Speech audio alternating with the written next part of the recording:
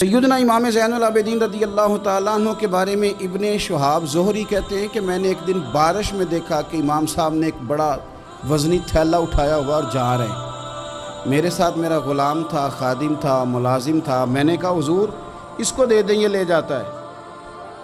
تو فرمانے لگے نہیں، میں خود ہی اٹھاؤں گا۔ میں نے کہا حضور مجھے دے دیں، پھر میں اٹھا لیتا ہوں، کہاں جانا ہے؟ فرمانے لگے میں نے سفر کرنا ہے، تو یہ زاد راہ ہے جو میں نے اٹھایا ہوا ہے، سفر کی ضرورت کا سامان ہے۔ کہتے میں سمجھا کہیں دور سفر پہ جا رہے ہیں، پر صبح نماز میں میری ملاقات ہو گئی، تو میں نے کہا حضور آپ گئے نہیں، آپ تو رات سفر پہ جا رہے تھے۔ چپ کر گئے۔ میں نے دوبارہ پوچھا تو کہنے لگے زہری تو میری بات سمجھا نہیں، وہ میں نے تھیلا اٹھایا تھا، کسی غریب کی مدد کرنی تھی، میں وہ زادرہ اس لیے جمع کر رہا تھا کہ جب آخرت کے سفر پہ جاؤں گا تو میرے کام آئے گا۔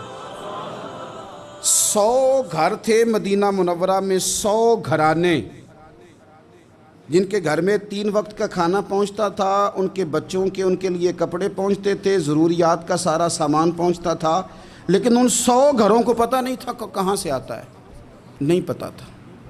کوئی بیٹھا ہوا مجھے دور دعا دیتا ہے، اگر وہ لانے والے سے یا دے کے جانے والے سے کبھی پوچھتے کہ کس نے بھیجا ہے تو کہتے آگے سوال نہ کرنا، ایسا نہ ہو کہ دینے والا ناراض ہو جائے، بھیجنے والا آپ کی اس بات سے نالاں ہو جائے۔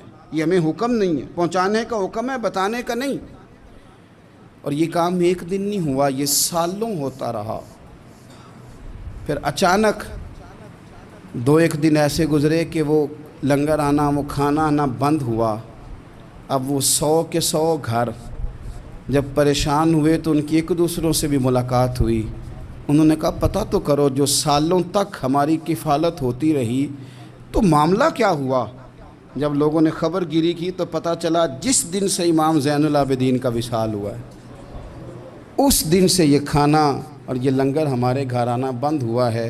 پھر وہ بیوہ عورتیں روئیں، پھر وہ یتیم بچے تڑپے، اور پھر جب ان کے حالات اس قدر زیادہ آزردہ ہوئے، پھر پتہ چلا کہ یہ کہیں اور سے نہیں آتا تھا، یہ زہرا پاک کے لال کا طریقہ تھا، یہ مولا علی شیر خدا کے پوتے کا کمال تھا کہ وہ یہ چیزیں یہاں پہنچایا کرتے تھے۔